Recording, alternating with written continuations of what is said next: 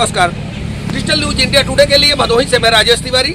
आज हम मौजूद हैं अपने ही ज्ञानपुर क्षेत्र में और आइए चर्चा करते हैं।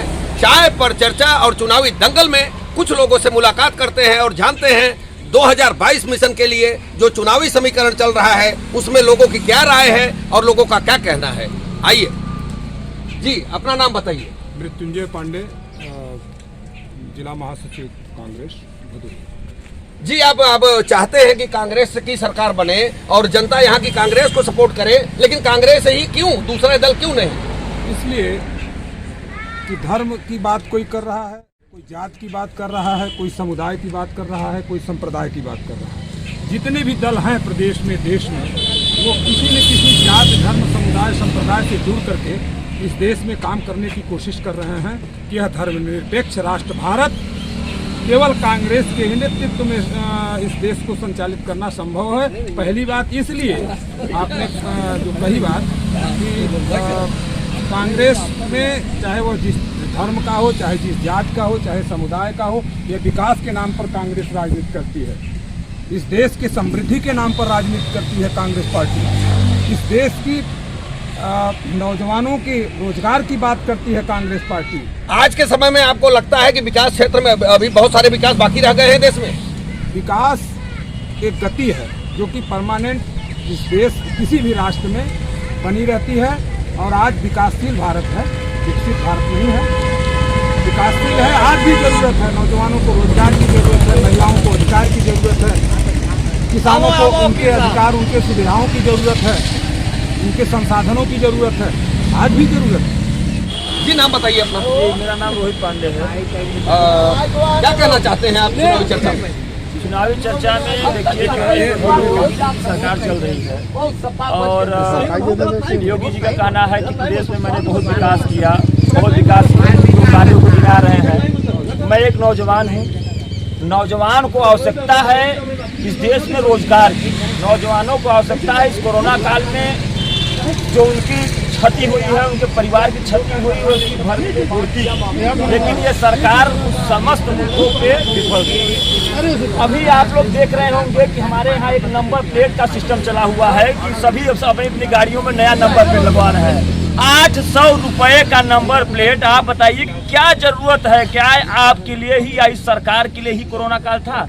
हम जैसे गरीब तबके के लोगों के लिए, आप जैसे गरीब तबकों के लिए चुनाव आ गया है तो गरीबों की याद आ रही है। तो क्या गरीब तब नहीं थे जब ये कोरोना काल चल रहा था? ये नंबर प्लेट 800 रुपये में आज के डेट में बन रहे हैं। इस नंबर प्लेट को चेंज करने की आवश्यकता मान लीजिए कि सरकार को थी, तो क्या सरकार जैसे फ्री में राशन दे रही है, जैसे सरकार अन्य योजनाओं को फ्री में दे रही है, तो क्या वैसे ही गाड़ियों का नंबर प्लेट भी फ्री में नहीं दे सकती थी?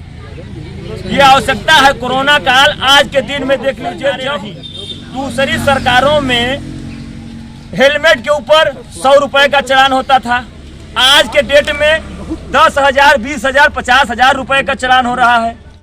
कितना? 1200। और जब ये सरकार नहीं थी उससे पहले 60 रुपए लीटर था, 100 रुपए। भाई साहब, इस बात पे भी तो आप ध्यान दीजिए कि हमसे कितना ले रहा है, 40 रुपए प्रति लीटर ज्यादा ले रहा है। रोड बना करके क्या फायदा?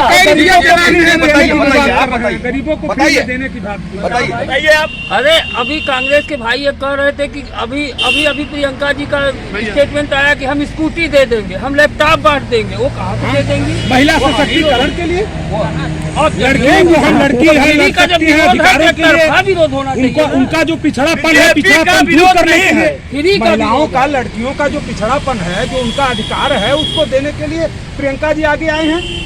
और प्रियंका जी इस प्रदेश में महिलाओं को सशक्तिकरण आपको ये चीज लग रहा है कि आपकी सरकार उत्तर प्रदेश में बनने जा रही है? रूप से 2022 में श्रीमती प्रियंका गांधी जी के नेतृत्व में उत्तर प्रदेश की सरकार बनने जा रही है। जनता समझ चुकी है। लेकिन आप ही के समर्थक हैं भाई साहब, कांग्रेस से ही दोनों की सवारी कर रहे हैं। वो तो कह रहे हैं कि समाजवादी पार्टी का बन रही है।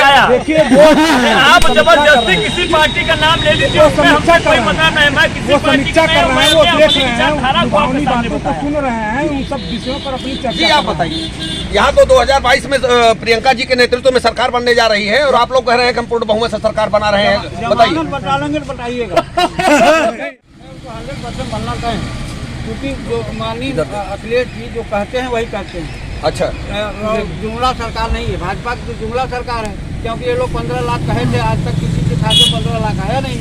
तो अगर माननीय जी अखिलेश जी कहे होते तो 15 लाख आ जाते। अच्छा, आपको लगता है कि पिछले सरकार में जब अखिलेश जी मुख्यमंत्री थे उस समय जितनी घोषणाएं हुई थी वो सब पूरी हो चुकी हैं? लगभग सब पूरी है। पक्का? पक्का। अच्छा, अब अभी इसी विधानसभा में आपको बताएं कि भारतीय जनता पार्टी के प्रत्याशी हमारे यहाँ छात्र संघ के समाजवादी पार्टी के साथ ही हाथ मिला करके आप लोग चुनाव लड़के देख चुके हैं उत्तर प्रदेश के अंदर। जब सारे लोग हाथ मिलाकर लड़े थे तब भी उनका नतीजा वही हुआ था। आज क्या कहना चाहेंगे? उस समय झूठ का कुंडा खोला गया था। जी भाई साहब कुछ कहना चाहते हैं? भाई साहब कहना चाहते हैं हमें कि महंगाई कोई मुद्दा नहीं है, पहली चीज। दूसरी चीज ये है कि भाजपा सरकार में कहाँ से आ गया, क्यों फ्री में गल्ला मिल रहा है? कोरोना आया तो कहाँ से आया? नहीं आना चाहिए इसको, क्योंकि अन्य सरकार में कभी कोई प्राकृतिक आपदा नहीं आती है। कोई सरकार हो, चाहे प्रियंका जी आ जाए, चाहे अखिलेश जी आ जाए, चाहे कोई भी आ जाए, लेकिन जो है महंगाई की मुद्दा को मतलब महंगाई कोई रोक नहीं सकता, कोई नहीं रोक सकता। लेकिन भाजपा के सरकार में प्राकृतिक आपदा जरूर आती है, हमने 2 बार देखा। वाजपेयी जी के सरकार में किसी दल से नहीं है, लेकिन मेरा ये राय है कि कोई भी सरकार हो बदलनी चाहिए। अगर विकास कराना है तो सरकार को बदलना चाहिए, सरकार बदलनी चाहिए, सरकार बदलनी चाहिए। चाचा जी अपना नाम बताइए। आसपास से नाम बताइए अपना। सोनाथ पांडे जी, भारतीय जनता पार्टी का विकास कहाँ तक आपको नजर आ रहा है और क्यों लोग चाहते हैं कि सरकार बदलनी चाहिए? सरकार नहीं बदलनी चाहिए, जहाँ ईमानदारी है वहीं राजनीति होना आवश्यक है। ईमानदारी जरूरी, तो आपको जिस पार्टी की हो ईमानदारी। आपको लगता है कि भारतीय जनता पार्टी में ईमानदारी भरी हुई है? हाँ, हमारे योगी और मोदी दोनों ईमानदार व्यक्ति हैं, इसमें कोई शक नहीं। लेकिन बालू की रेत की तरह क्यों फिसलते जा रहे हैं? चुनाव जैसे ही चुनाव की तिथि घोषणा हुई है उसी तरह से सारे विधायक और न जाने कितने मंत्री आपके दल को छोड़कर दूसरे दलों में शामिल क्यों हो रहे हैं? ये तो स्वार्थ की राजनीति कर रहे हैं, जहाँ अपना स्वार्थ देख रहे हैं, मुझे सफल हो जाएंगे वहीं जा रहे हैं, जो कि सफल होंगे भी। लोगों का कहना है कि 15 लाख रुपए सरकार कहाँ गई भारतीय जनता पार्टी की? क्या कहना चाहेंगे आप? कोई रिकॉर्ड नहीं है जिसमें ये कहा गया है कि 15 लाख हम जनता को छूट देंगे। अब मैं जानता हूं कि बिजली का बिल पूरा माफ करने से देश का विनाश हो जाए, कभी नहीं होगा। 20 रुपए किलो का अनाज गवर्नमेंट खरीद के फ्री का बांटती है, वो कहाँ से आता है पैसा? ये आज तो हो नहीं रहा है, ये विगत कई वर्षों से जो आपने कहा चाचा जी, आपको ये जानकारी होनी चाहिए कि जो ये फ्री का बात है ये तो आपकी सरकार और ज्यादा दे रही है, महीने में 3 बार दे रही है, तो फ्री की बात तो हुई नहीं। और ये विगत और वर्षों में तो फ्री का राशन दिया जाता था। 80 के दशक में बताइए आप। एक फिल्म आई थी, बीजेपी गरीबों की सरकार है, हमेशा गरीबों के ऊपर ध्यान अरे दिया किस है। प्रकार से गरीबों की व्यवस्था देख रहे हैं? हमें 170 धारा 70 साल कांग्रेस के रहने पर भी कोई हटा नहीं सका था, मोदी जी ने इसको हटाया। नहीं 80 के दशक में एक फिल्म आई थी जिसमें यह बातें कही गई थी कि पहले फ्री का हराम का खाना सिखाया जाए। तो देश में ये जो परंपरा है इसका हम विरोध करते हैं। उसके बावजूद भी इस देश में छात्रों के लिए जो समस्या आई है, 217 रुपये बोर्ड की फीस ली जाती थी हर छात्रों से, जो इस समय 650 रुपये और हाई स्कूल के छात्रों से 550 रुपये लिए जा रहे हैं, ठीक 3 गुना। किसानों की डाई पहले आप कहे कि फ्री में हम सिलेंडर दे रहे हैं, फ्री में सिलेंडर के नाम पर बड़ी बड़ी कंपनियां ठीक है, प्रकार से एक मिनट ये सिलेंडर, एक मिनट गैस सिलेंडर और ये शौचालय, ये सारी चीजें तो जो मिलना था वो जनता को मिल गया। अभी तो आचार संहिता लग गया, अभी तो चुनाव सामने आ गया है। हम ये जानना चाहते हैं कि राम मंदिर और 370 का जो मुद्दा है वो कितना इफेक्ट डालने वाला है? मर्यादा पुरुषोत्तम भगवान राम हमारे आदर्श हैं इस भारत भूमि के। हम ये ठेकेदार नहीं हैं, कोई दल ठेकेदार नहीं है भगवान राम का। जी भगवान राम के सारे देश के लोग। ऐसा हम कहना चाह रहे हैं, अभी भाई लोग कह रहे हैं फ्री में मिल रहा है, फ्री में कोई सरकार अपने पास से देती है क्या? हमसे तेल महंगा लेके, हमको तेल महंगा बेच के, गैस महंगा दे के, पेट्रोल महंगा दे के, दाल महंगा दे के, हर चीज महंगा हमसे दे के हम ही को फ्री में दे रही है। अपने पास सरकार तो कोई दे नहीं रही है, हम ही से लेके हम ही को दे रही है। ये बताइए, आप बताइए। आप बताइए फ्री में क्या दे रहे हैं आप?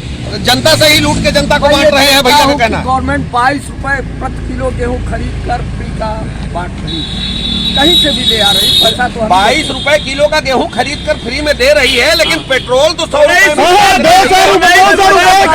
बेच रही है हमी को। पेट्रोल 58 रुपया कांग्रेस ने दाल 200 रुपया किलो हम खरीद रहे हैं। 2013 में 20 रुपया किलो फ्री में पा रहे हैं, क्या फायदा इससे? दाल तो इस समय 100 रुपए के नीचे चलिए कंकरैया रोड 58 रुपए में कांग्रेस ने डीजल को छोड़ा था, आज कहाँ पे है डीजल? इतना सरकार विकास कर रही है, वही कंकरैया रोड पे हम लोग 70 साल पहले वाली रोड पे चलना चालू करें क्या?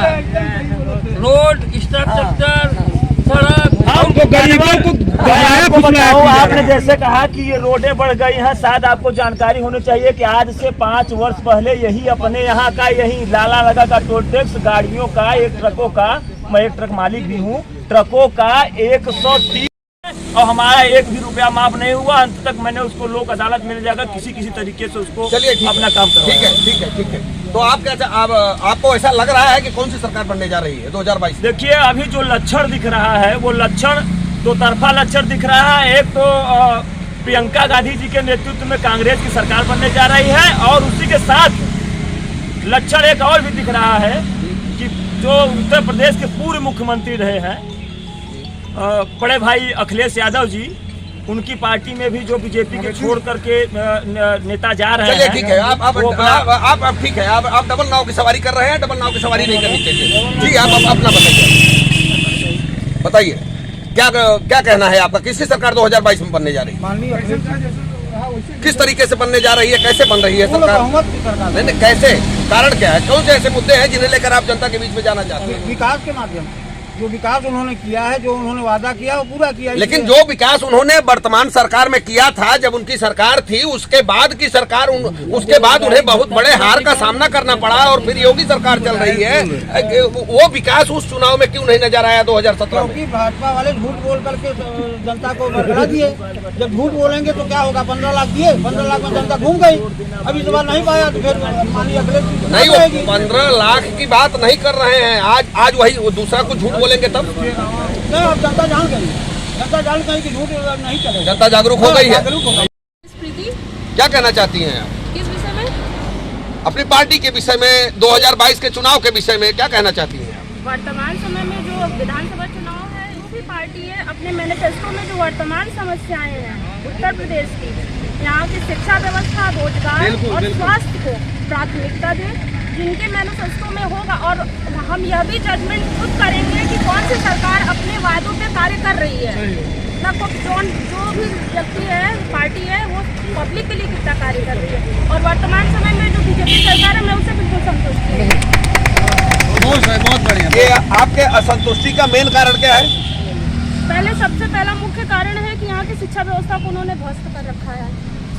किसी भी राष्ट्र के विकास के लिए सबसे महत्वपूर्ण होता है कि वहाँ की शिक्षा व्यवस्था सुदृढ़ हो। अगर जब वहाँ के लोग ही शिक्षित नहीं होंगे, उनका बौद्धिक विकास ही नहीं होगा, तो वो राष्ट्र कभी विकास नहीं कर सकता। बिल्कुल, बहुत सही, बहुत बढ़िया। जिस देश में, जिस धरा पे हर हर महादेव का नारा लगता था, आज स्वार्थ विहीन इतने लोग अब स्वार्थ भी न स्वार्थहीन हो गए हैं, स्वार्थी हो गए हैं। हर हर महादेव के जगह जय सीताराम की जगह जय श्री राम आवेशित शब्दों का प्रयोग किया जा रहा है, और हर हर मोदी, घर घर मोदी कहा जाए। इससे बड़ा दुर्भाग्य क्या हो सकता है? हम अपने माँ बाप के पैर नहीं छू पा रहे हैं और हम उनके लिए लड़ाई झगड़ा करने पर उतारू हैं। ये हमारे आपके विचार हैं। चलिए ठीक है, आपका व्यक्तिगत चलिए ठीक है। आज के समय में आज का समय खत्म हो रहा है, फिर मुलाकात करेंगे। धन्यवाद।